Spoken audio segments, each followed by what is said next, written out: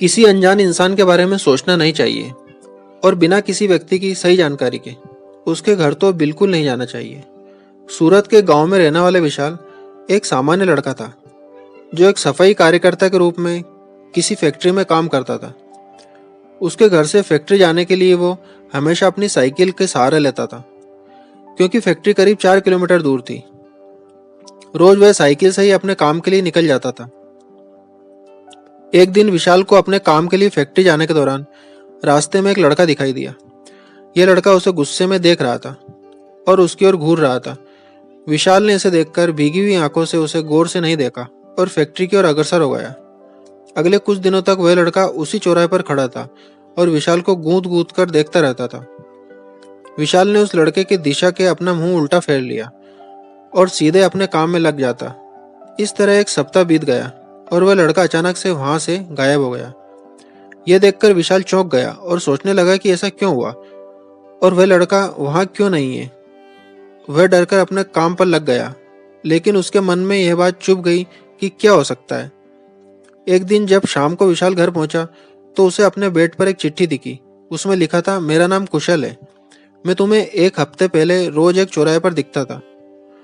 कल शाम तुम वहीं पर खड़े होकर मेरा इंतजार करना।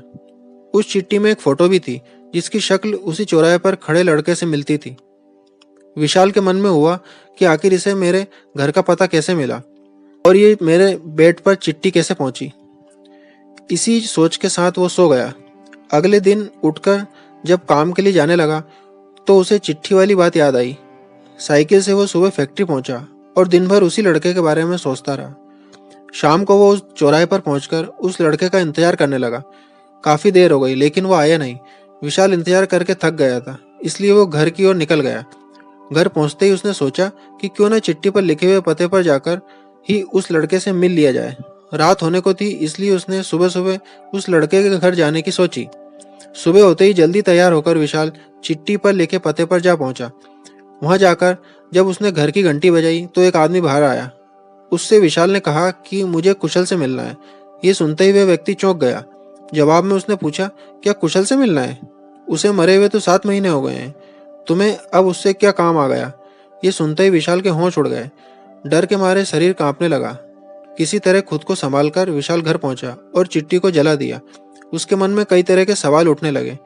उसने सोचा कि वो लड़का जो मुझे रोज दिखता था वो भूत था। मुझे एक भूत ने चिट्ठी भेजी थी। यही सोचकर वो घर में दुबक कर बैठ गया।